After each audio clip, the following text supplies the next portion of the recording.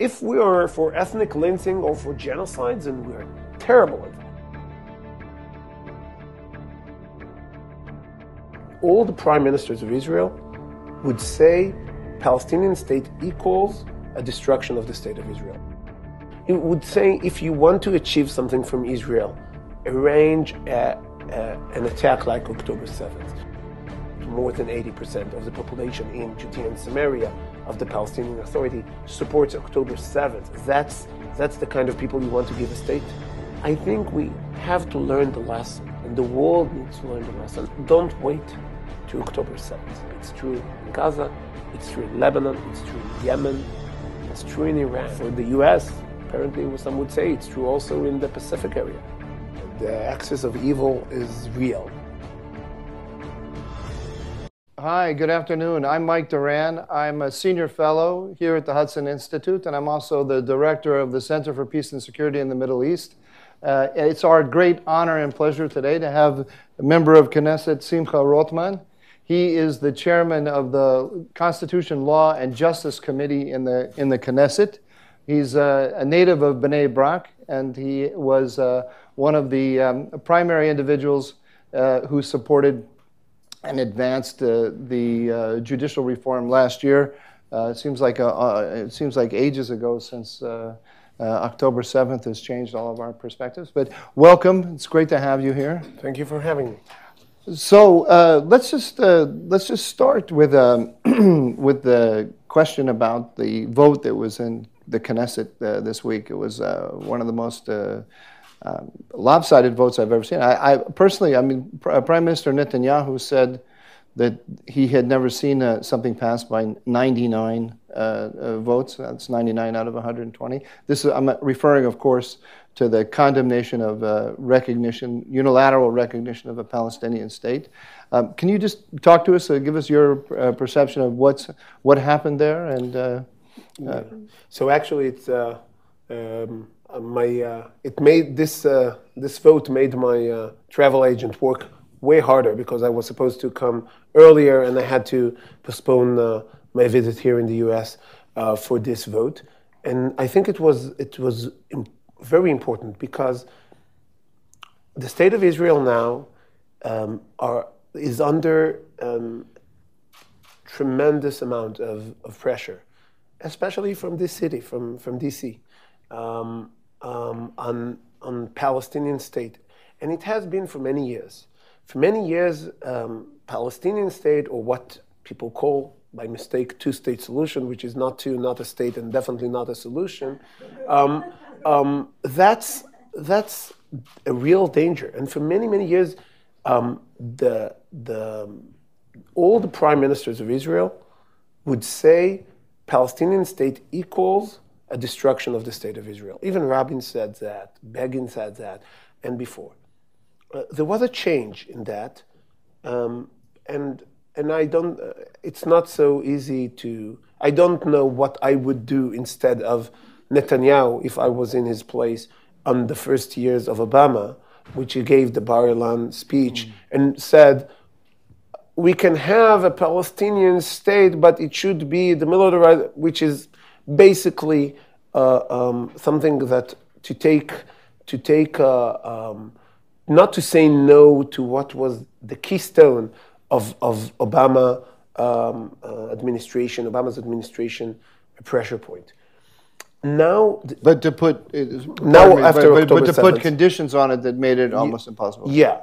But now after October 7th, even people who supported the two-state solution for some whatever strange reason they had, understands that to talk about it now, not let alone to push it forward, to actually recognize it, would be a huge prize for terror. It would be like saying... A reward for terror. Yeah, a reward. It would say, if you want to achieve something from Israel, arrange an attack like October 7th. Murder children, rape women, and you'll get whatever you want. From the US, that's unbelievable. And I think the vote was extremely important, because when Israel political system accepts this kind of pressure from outside, The fact that we're united, left, right, coalition, opposition, against those pressures, and saying, doesn't matter what you think about Palestinian state, I'm opposed to it. But even if you are for it, you should be against it now. You should be against it unilaterally. You should be against it if you want peace and security in the Middle East. You should be against it. That was the meaning of this vote.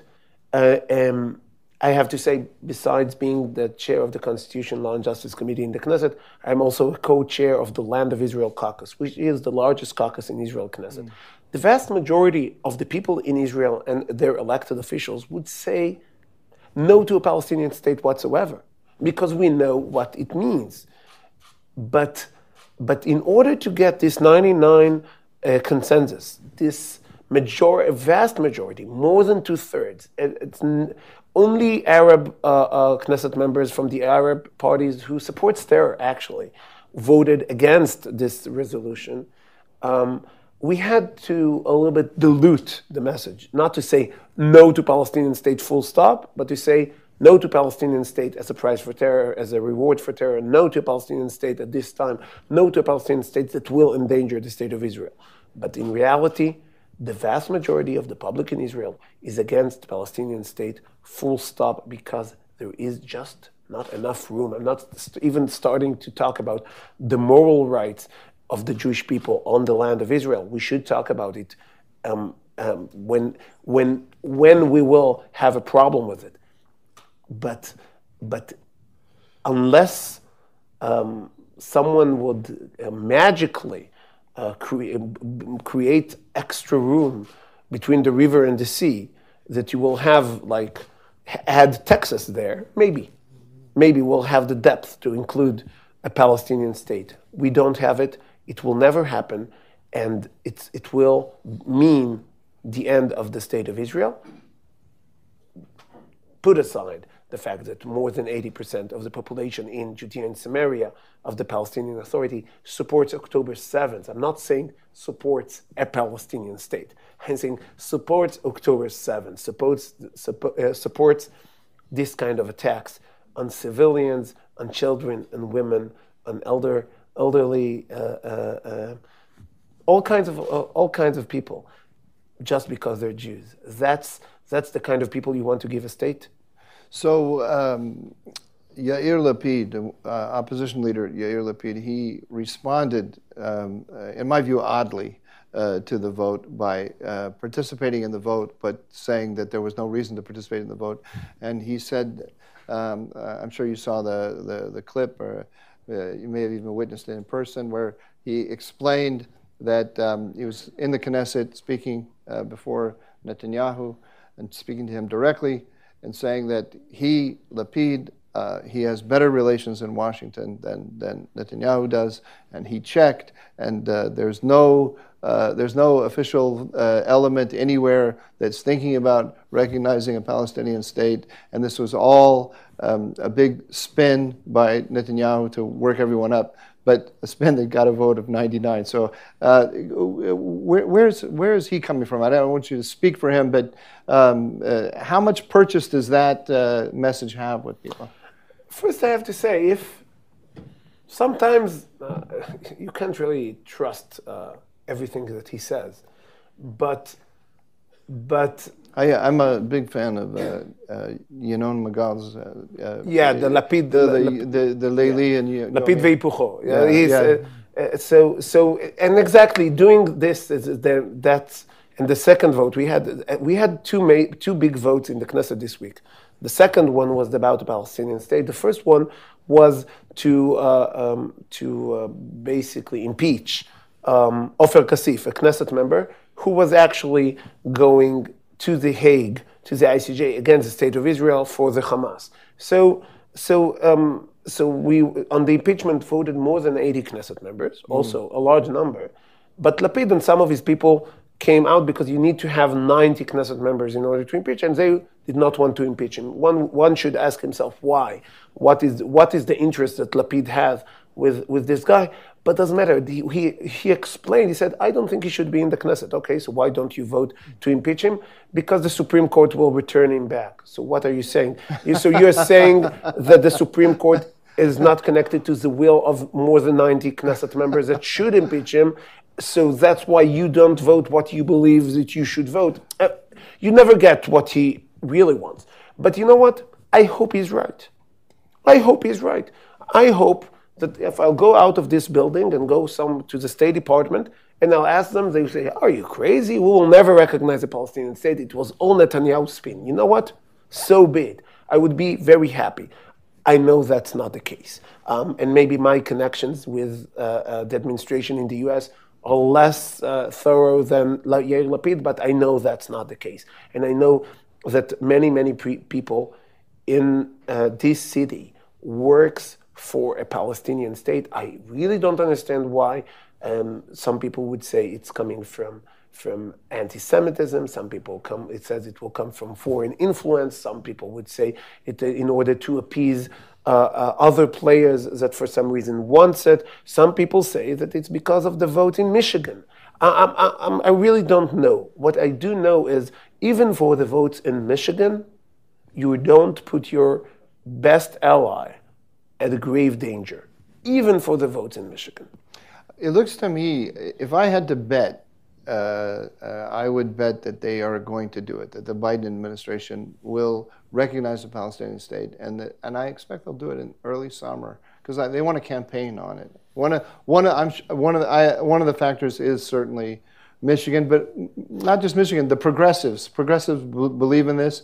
Progressives are upset by all the support that Biden has given to the Israeli government in Gaza since October 7th. They're upset with the refusal to call for an immediate ceasefire. Maybe Lapid has better sources in Washington than you, because he says it's not going to happen. No, so. they just don't tell him the truth. Okay. I could be wrong. I could definitely be wrong, but I think it's going to happen. So what? But obviously the priority right now is to try to prevent it from happening. And I think this vote does the job. Yeah, it does a good job because it does show that the majority of the Israelis are in agreement with you on this. But let's just say that it does go through. Then what will be the implications for Israel if there is this recognition? I think the implication for the state of Israel will be, in the short term, it won't change anything because we are actually at war with the quote-unquote Palestinian state. What was in Gaza before October 7th? There was a de facto Palestinian state, which engages in terror, which invests the foreign funding, the billions and billions of dollars that were invested there in the past 2 decades, in terror, in tunnels, in rockets, in using UNRWA buildings for that. So that's what a Palestinian state is. You want to know and when we left, it was a very stupid decision to leave there, but when we left in 2005, we left it for the Palestinian Authority. We did not leave it for the Hamas. Right. But Hamas took over because Hamas enjoys the support of more. I don't know. Maybe if Yahya Sinwar will have a vote in the Palestinian Knesset, he will get more than 99 votes because they get the support of the people. Why? One should ask himself why there is a people that teaches their children from age 0 that you should kill all the Jews, and he gets money from all around the world to do it. And why are they investing again? Every dime of foreign funding that they are getting into more and more terror. Gaza, for many years, they told us stories. It's an open-air prison. And now when it was, big parts of it were destroyed because of the war, they show us before and after pictures, and then you see the before was very nice. It wasn't an open-air prison. It was actually a very nice place to be. And if you think it was a very spacious place over above the ground, just imagine what would happen under the ground. It was more spacious even before. You have on the ground, you have only one dimension you can go to, 2 dimensions. Down you have 3D, gathering 3D. So this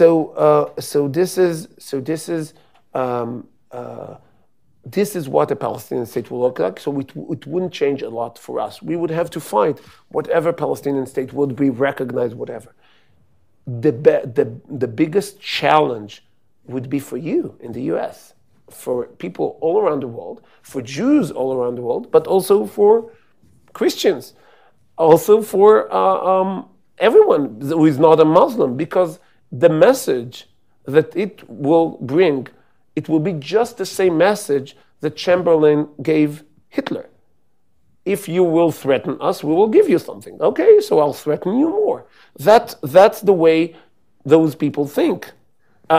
People who wants to take over the world and kill all the Jews, Yahya Sinwar, Hitler, and you can add some people to the list. But that's the way they think. If you are making the threat and you are benefiting from it, by all means, continue. And you will have it in mosques here. You already have in campuses here. You can't walk the streets. In Upper East Side, people are afraid.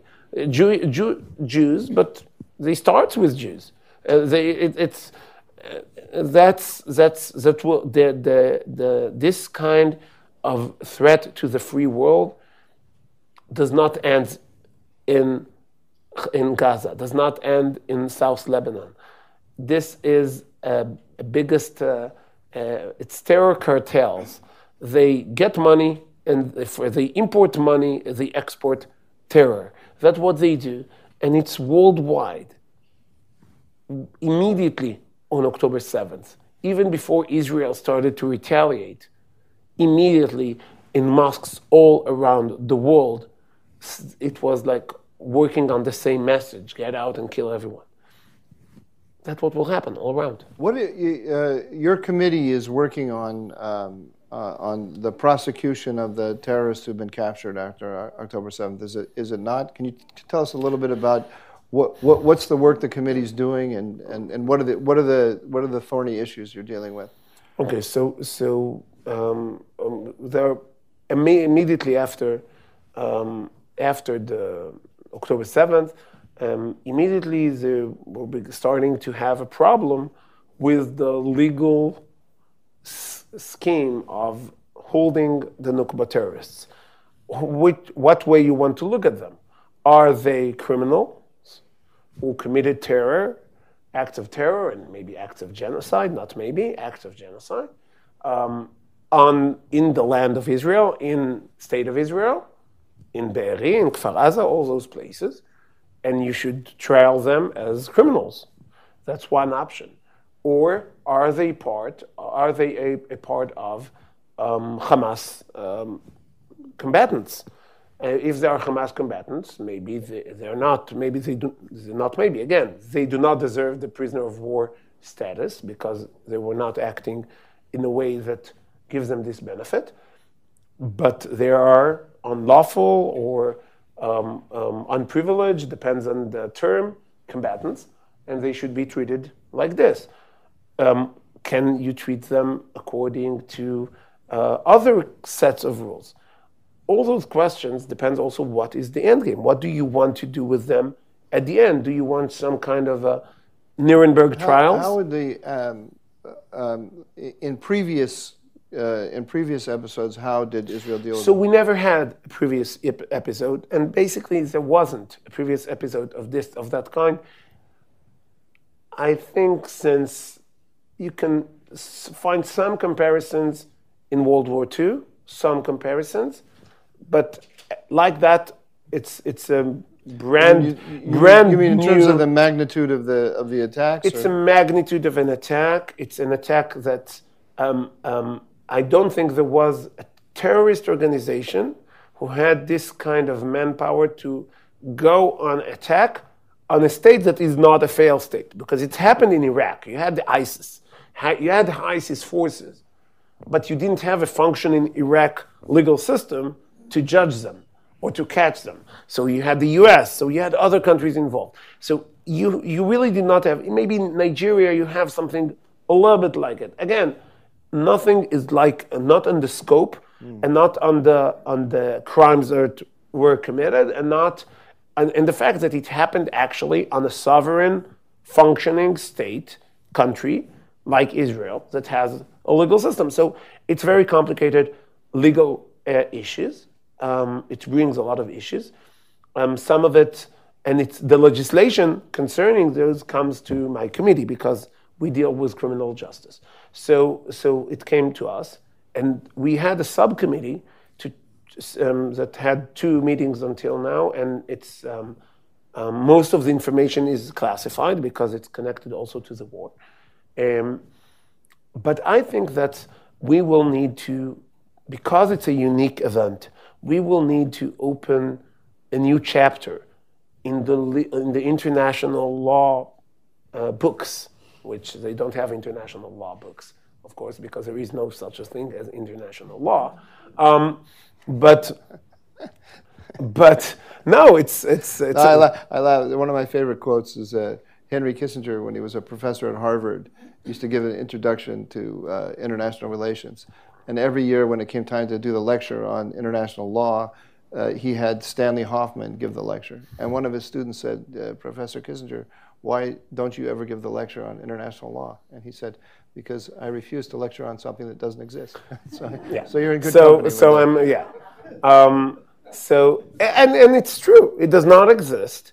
It's as a matter of law, because a law needs to be known before it should be binding. It should be, and who keeps there has to be a sovereign that will impose it. Russia versus Ukraine. Is it against international law? Apparently no. The ICJ said yes, but no one enforcing it, so who cares? So it's a big problem to say there is international law. I was actually was asked in the BBC interview before we even started the attack on Gaza, to try to get the hostages back and to eliminate Hamas. And the interviewer asked me, how can you fight and eliminate Hamas? There are civilians there. I said, you're from the UK, right? There were civilians in Germany. You fought against Germany. How could you beat Hitler? There were civilians there. She said, international law was not the same then. So I said, first, I don't know if you're right. I think you're wrong. But if you're right, then you're more wrong than right. Because if international law would exist the way you think it exists before World War II, you wouldn't be able to defeat the Nazis, okay? So who needs this kind of international law? The hell with it. It's not.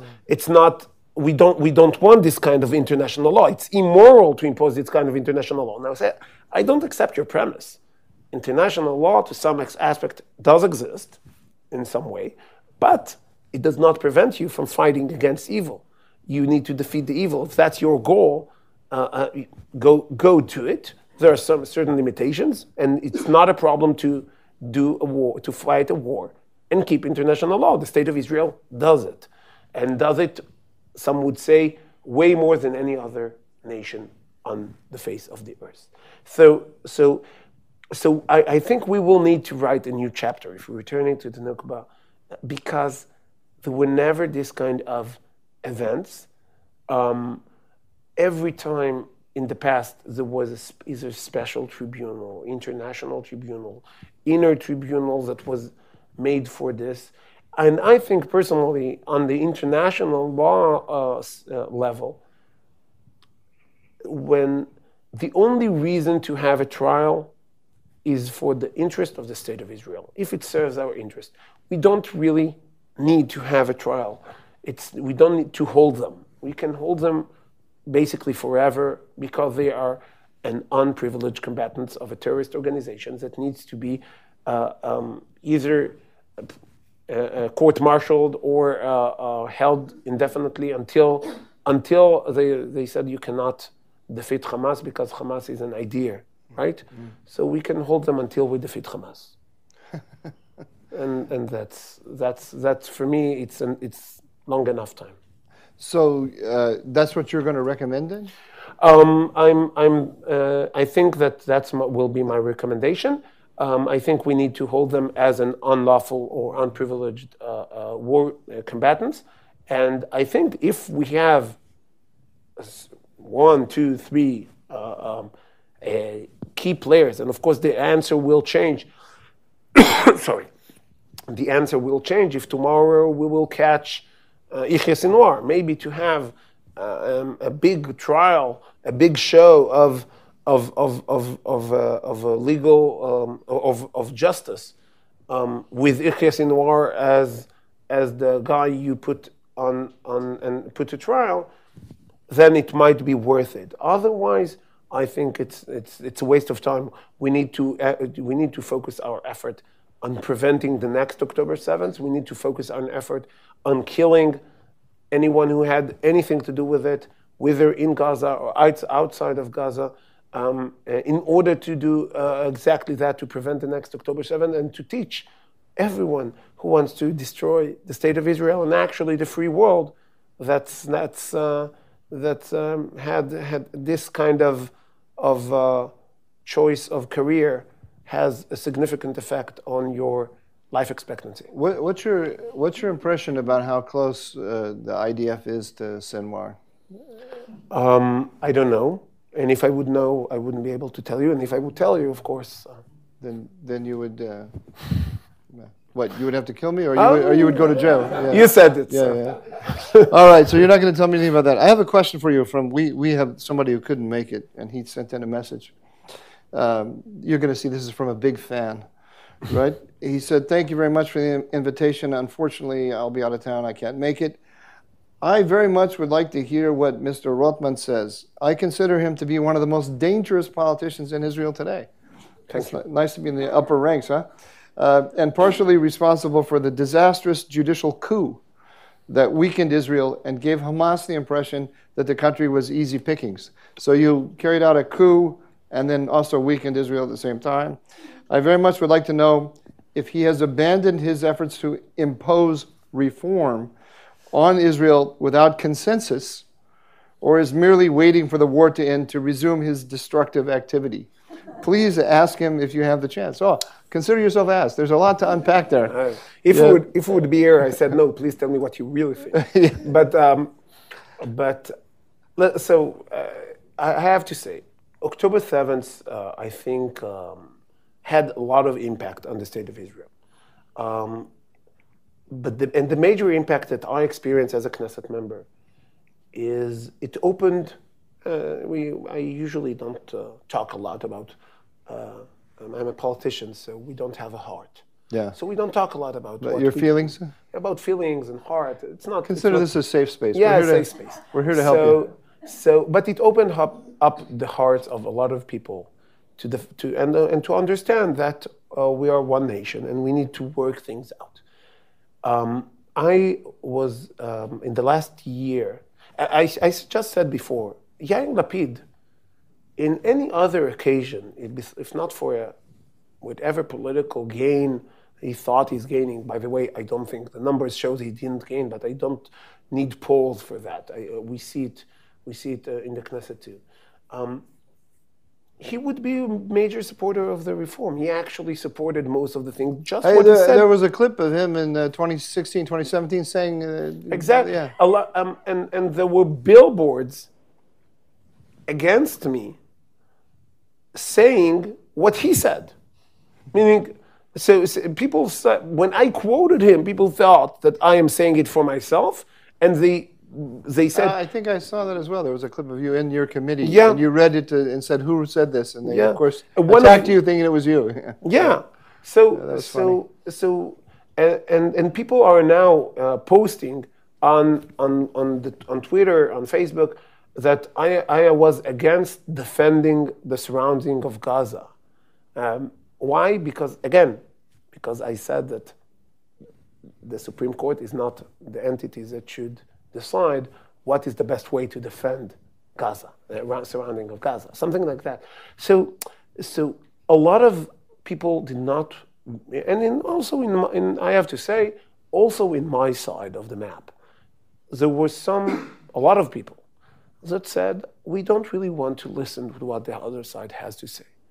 October 7th changed that, and the Knesset now, and my committee also, operates on the consensus on many issues. That if you tell me in October 6th that we would be able to reach a consensus on this issue and that issue, not only war issues, even, believe it or not, extending the time of the chief rabbis, something that usually I wouldn't bring to my committee because I would know it would mean a huge fight for them. It passed unanimously in the Knesset. We did it. We talked about this issue. We found a solution. We were willing to negotiate, both sides, and we reached a consensus. That's very interesting. And for me, the most important experience was that the day after, October 7th, October 8th, we opened the WhatsApp group of Knesset members in order to help coordinate a lot of things, coordinate donations, coordinate a special, I was specifically in charge of identifying bodies of people who were killed because of my experience in the army. So we divided ourselves to groups of working, but the big WhatsApp group was more than 100 Knesset members. And a lot of issues were solved very fast because of this, because we worked together and we were willing to work together. Even people who the day before did not talk to each other on the corridors of the Knesset. So if you ask me if I'm going to push forward a judicial reform, the answer is yes. If you ask me if I would go forward to push forward a judicial reform without a consensus, I don't think I need to. I think that we will be able to reach a consensus, even on issues that we weren't able to reach a consensus, because people are now more willing to listen to each other. I hope. Apparently, the guy who sent this, not so much, but most of the people in Israel, I think, do. And the idea that if you're acting on behalf of your elected officials, or of your elector, if you're an elected official, acting on behalf of the people who elected you, the vast majority of the public in Israel, and you are trying to do it, and some people say no, and threaten in all kind of threats, and you're saying, listen, I'm willing to sit with you and talk, but you will not veto the policy of the government just because you say no, then you're imposing a coup. That's not the way I understand democracy. Right. But maybe it's just me. So what you're saying is very interesting, and it changes my understanding of things a little bit. I was in Israel about a month ago, and I read the Israeli press every day. If you read the Israeli press every day, you don't know what's happening. Well, no, that's the best way not to know what's happening. That goes exactly to my question, because so what I've been saying to people, and I want to tell you what I've been saying, and then you tell me where I'm wrong, because you just changed what I was thinking. I've been saying to people that October 7th pushed the Israeli electorate to the right in terms of the question of two-state solution and so on, and it also unified them. So what they really want now, the population is unified behind the idea of complete victory. All the things that Netanyahu keeps saying, they're behind. But the press, and I thought the political echelon as well, but you're telling me no, is still in an October 6th mood. And I have seen lately in the press, really like within the last week or two, the return of the demonstrations against Netanyahu. There's a whole campaign going on.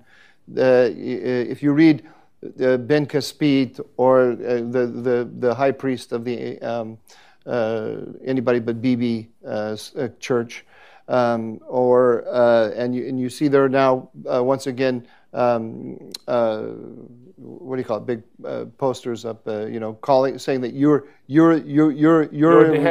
the head, you're in charge, you're responsible, you're to be blamed. You're to be blamed. So there's a huge campaign with a lot of money behind it. Are you telling me then that I got it wrong, that a significant segment on both sides of the spectrum of the political establishment is not participating in that? I think that for the hatred and for the sentiment of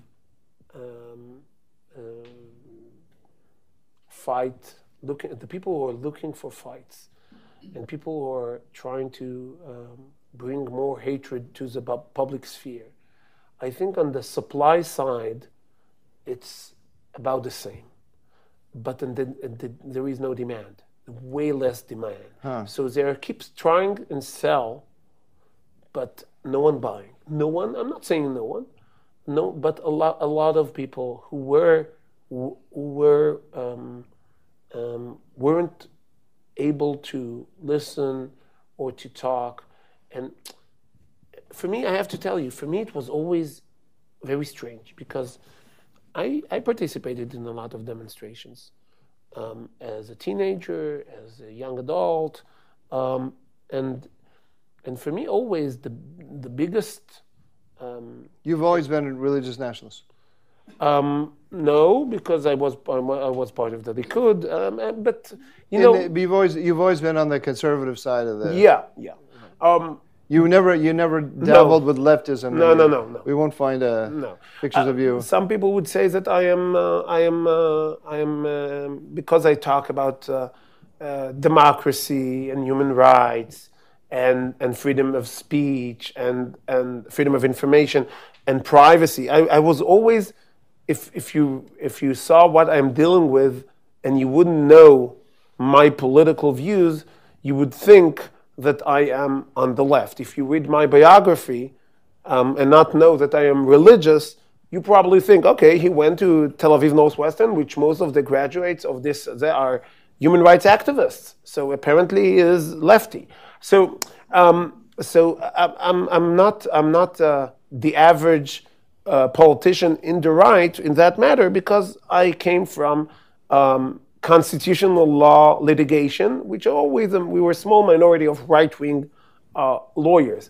But what I'm saying is the people are not buying this kind of hatred. And when I was demonstrating, and a Knesset member from the other side, the guy I was demonstrating against, came out and wanted to speak with us, immediately we stopped shouting. Immediately we stopped, and everyone sat around and wanted to talk to him because why do you demonstrate near the Knesset? Because you want the Knesset member to come out to you and talk to you. And maybe you will convince him, maybe not, but you definitely would be heard, which is what stands behind the freedom of demonstration. You want the ability to express your views peacefully, even though you are not sitting in the room that the decisions are accepted. That's the idea behind demonstration in a democracy. And then the first demonstration against the judicial reform, I tried, the security details there, they tried to prevent me. But I tried to go outside and speak to the demonstrators. And I came out and got to them. No one was willing to talk, not even to listen, okay? Don't want to listen. Okay, I understand you don't want to listen. Tell me what you want. What is your problem? Shame. Okay, what can I do with this shouts of shame? I want to listen. What are you worried about? I will maybe try to find a solution. No one to talk to. I think after October 7th, more people want to talk. And I see a lot of people that were demonstrating against the government. And they're now saying, we understand we need to talk and not to shout. And I hope, and also I said, also on my side, there are people that were not willing to listen at all, and now they're willing to listen. I see it in the Knesset. I always tried to have consensus in my committee in all issues. In most of them I succeeded, besides the judicial reform. Since October 7th, I think more than 50 pieces of legislation came through my committee, and all of them were passed coalition and opposition together. And we work left and right and center. And that's the way I think the Israeli system needs to work. And I think that vast majority, I know, vast majority of the public in Israel understands that there is a need, a desperate need of a judicial reform. There is a question what to do there. There is a question how and in what ways. But the fact that we do need a judicial reform is not in a debate in Israel. And I hope that the people that were able to put aside the hatred and the shouting and work together on defending the state of Israel will be able to do the same on building and expanding the democratic foundations of the state of Israel together. So my conclusion from what you're saying is that there are not going to be elections anytime soon, because there's unity behind the idea of continuing the war until with the existing leadership until victory. And so I don't expect a political crisis, because it seems like these elements that you're talking about from the supply side are seeing some kind of opportunity to actually move now and topple Netanyahu. I think that they're constantly looking for it. I expressed my views and my what I'm trying to do. There are people, we have to admit, that work all the time to try to find what will create a split in Israel public and split in the coalition. What's happening now with the draft, with the ultra-Orthodox draft, for me it's amazing, because some people who will share the sentiment of this letter and say, how dare you impose the judicial reform on Israel when only 64 Knesset members support it, actually more, but doesn't matter, against the will of a minority, but an important minority. How dare you? Those are the same people who are trying now and saying, let's, and what is the claim? The claim is the justice system in Israel, that's the status quo. If you want to change it, you need to have a consensus. And you don't have a consensus, so you don't have a right to have a change. The judicial system as it is today. Yeah, that's the claim. Yeah. How come the same people are coming now and say, what happens with the draft of the ultra-Orthodox, which I don't support the fact that they don't go to the army. I think they do need to go.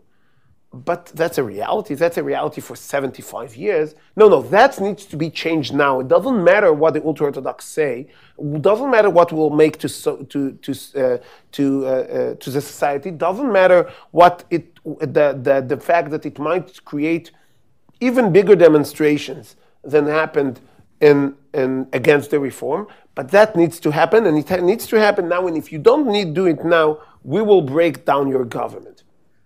So you want consensus or you don't want consensus? I'm confused. On things the left supports, there's no need for consensus.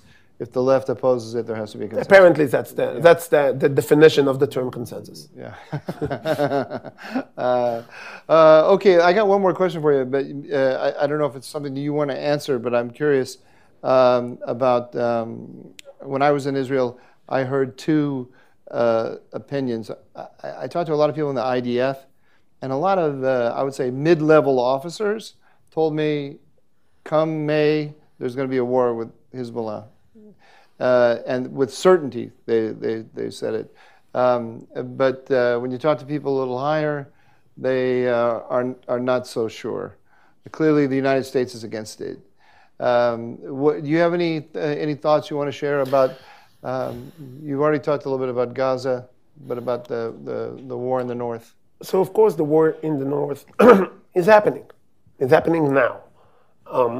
There are attacks on the border. There are refugees. Every definition of war exists. But it's not a full-scale war. But it is a war. Refugees from the northern part of Israel that are refugees within their own country, all around. There are constant shootings and rockets and RPGs and missiles from South Lebanon from Lebanon to Israel, and the IDF attacks in certain parts of Lebanon all the time. So there is a war. There are no boots on the ground from Israel that comes to Lebanon, and the question is, what will be the cause that will create a full scale if there's something that can prevent it?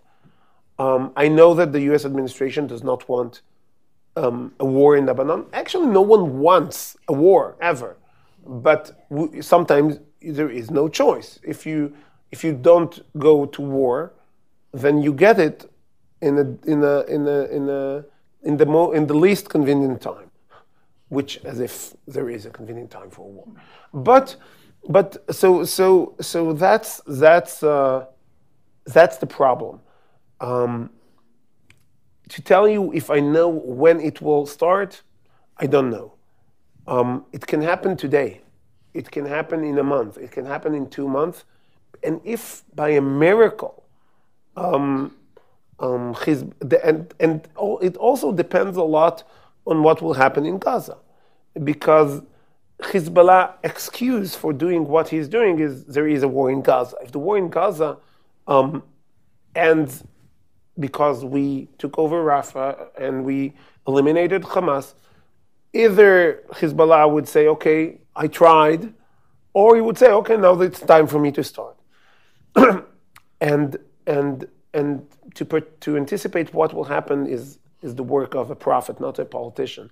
But I think that we must prepare for a war in Lebanon, because and if it won't happen this year, then it will happen. That's, I think, the major lesson from October 7th. If your sworn enemy has a weapon aimed at you, it will shoot eventually. It's better that you will prevent it before.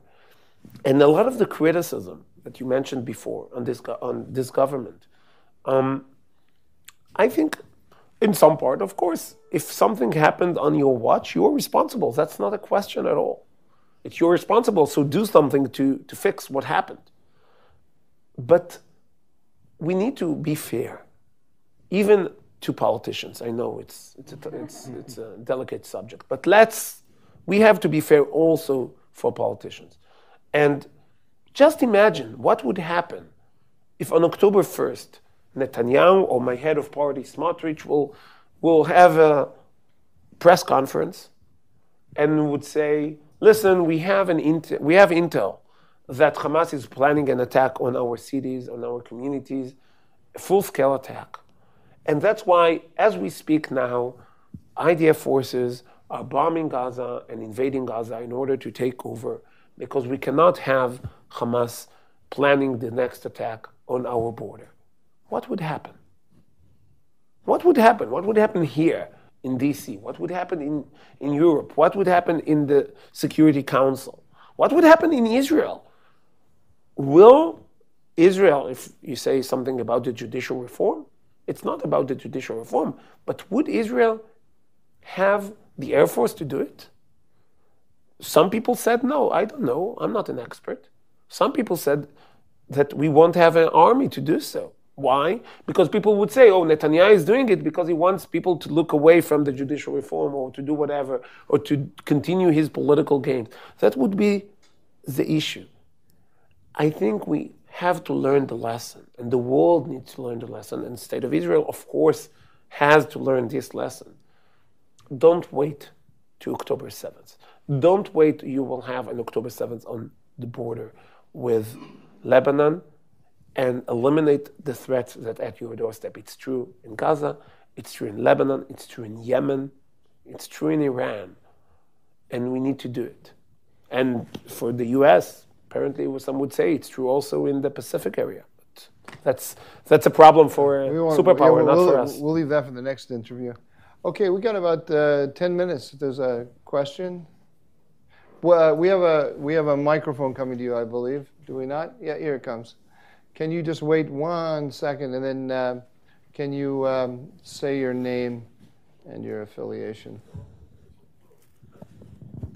So my name is Jerome Dances. I happen to be a retired math professor at the University of Maryland. Anyway, this was fascinating, and I would like you to put it in a much broader context. Namely, it seems to me that the authoritarian, totalitarian, and the bloc of Russia and Iran and Syria, together maybe with North Korea, is making war on Western democracies, including Israel. And currently, it's being fought in Gaza and in Ukraine, but it is a wider thing, and I just would like you to expand. Great. It's actually more a question for you, I think, than me. But I'm happy to answer it, but let's get your thoughts, and then I'll add mine at the end. No, I think of course it's a global thing. The axis of evil is real. It's not a theory. It works, and we need to work against it. Now, what are the ways? I think the major thing is first stop. Again, if we have we spoke before in the supply and demand of the hatred, but there is a supply and demand for terror, and the supply comes, believe it or not, a lot of it comes from the U.S. The supply, the tremendous amount of money that the U.S. transferred to UNRWA translated to terror. The relieving sanctions from Iran made them able to fund all those efforts. Decisions that were made with other supporters of terror in the past created this. Terror does not create anything. Terror is destroying countries and societies. So he needs constant supply of money to survive, and it's getting it. And for me, we didn't speak about it, but for me, the amazing thing is that the Biden administration, almost said Obama administration, I don't know why. Because it's the same people. Okay, that's why. Had an executive order aiming at Israel, basically sanctioning if you block the idea of two-state solution, then you might be sanctioned. So the UNRWA is not sanctioned.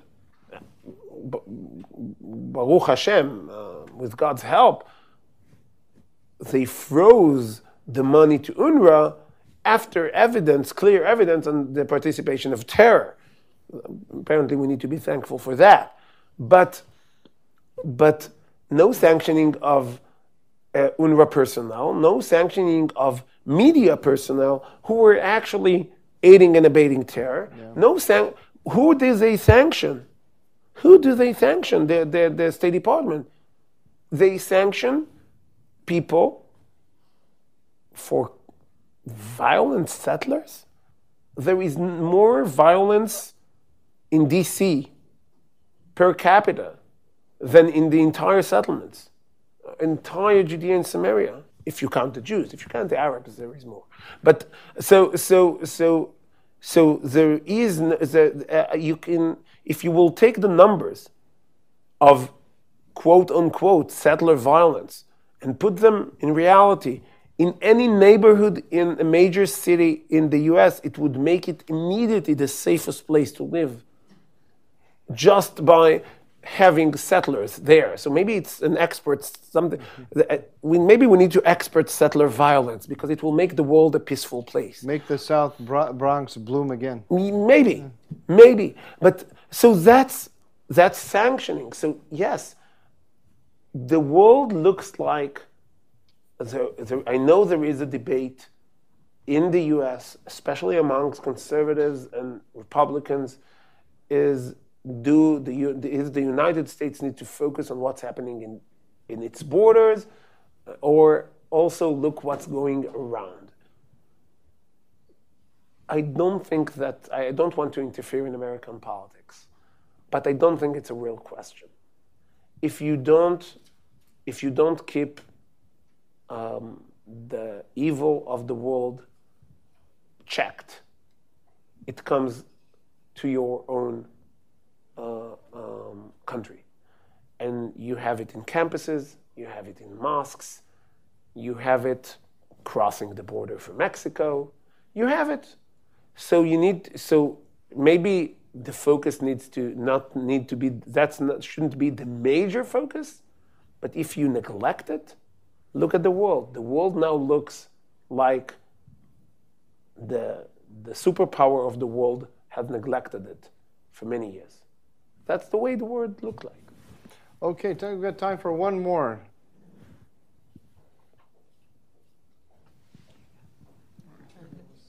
That was very kind of you to... Thank you. My name's Elliot Wolf, and I'm a regular, particularly for the seminars that are given on Middle East policy. I'd like to ask you, as Mike started, asking you about Lebanon, to ask you what is the position of Egypt in all this. Egypt doesn't want the Palestinians to come into Egypt, but they've created this huge area to house them, at least supposedly for a while. It seems incomprehensible that there are no tunnels that allow the Hamas people to exit from Gaza along the Egyptian border, but nobody says anything about that. And the issue of the neighbor and peace with Egypt, I think, is critical to the world's view of what's going on.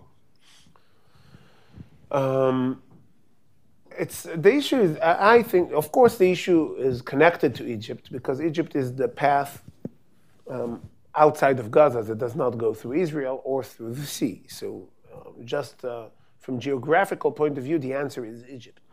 But what's strange about the war in Gaza, that unlike any other war, there are no refugees. When there was a war in Syria, I think the number is about 10 million. You probably know that better, way better than me.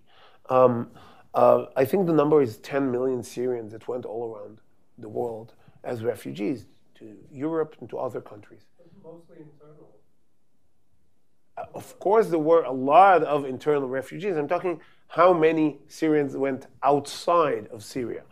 Turkey, and through Turkey to other parts of Europe, and ran away from the war. In Africa, there are wars, there are refugees. In Gaza, people expect them to stay there for some reason. And they shout. I don't read a lot of what's going out of there, but they ask to leave at least until the war is over. And people are saying, no, stay there, which creates a problem, a humanitarian problem, which creates, and the reason they say, and if Israel talks about it, or some people in Israel talks about it, then people in the ICJ would say, oh, we saw, now you want an ethnic cleansing. You want them to, we were okay with them staying there until October 7th. We did not go to a mission in Gaza because we wanted Gazans to go out. We wanted peace and quiet. We left Gaza. if we are for ethnic cleansing or for genocides, and we are terrible at that. So apparently that's not what we want. But how dare someone criticize Israel for the humanitarian situation in Gaza without lending a hand and getting refugees from Gaza? And I have to remind you that according to UNRWA numbers, not that I trust UNRWA, but that their numbers, before October 7th, there were 1.3 million refugees in Gaza, meaning they're not Gazans, according to UNRWA. So you're not only saying you're trying to do ethnic cleansing from Gaza. There are people in Gaza that, according to UNRWA, shouldn't be in Gaza, and the war starts in Gaza, and you tell them, no, you stay at a war zone, because the only way we can pressure Israel for extinction is if you stay there, and if you go out of there, you're ruining our program. That's evil. And that needs to change. And it doesn't matter if it changes through Egypt, or changes through the sea, or changes through Israel. I'm sure, I did not check, but I'm sure that if every country who voted against us in the UN because they care about the humanitarian crisis in Gaza would tell Israel, give us 5,000 people and we will take care of them until the war ends. I'm sure, I did not check that, I'm sure Israel will help. Israel tries to bring in humanitarian support. Despite the fact that it goes to Hamas, I don't think it's a good idea. But we are doing way more than any other force in the world for humanitarian support. And I think that's the moral thing to do, is to take care of that. And the fact that Egypt blocks it, and other Arab countries and other countries who condemn Israel do not do anything to help the people who wants to go out, for me it's immoral. I don't understand it. Okay, on that note, we'll call a halt to it. Please join me in thanking Simcha Rothman. I really appreciate it. Thank you. Thank you for having me. Yeah, great pleasure.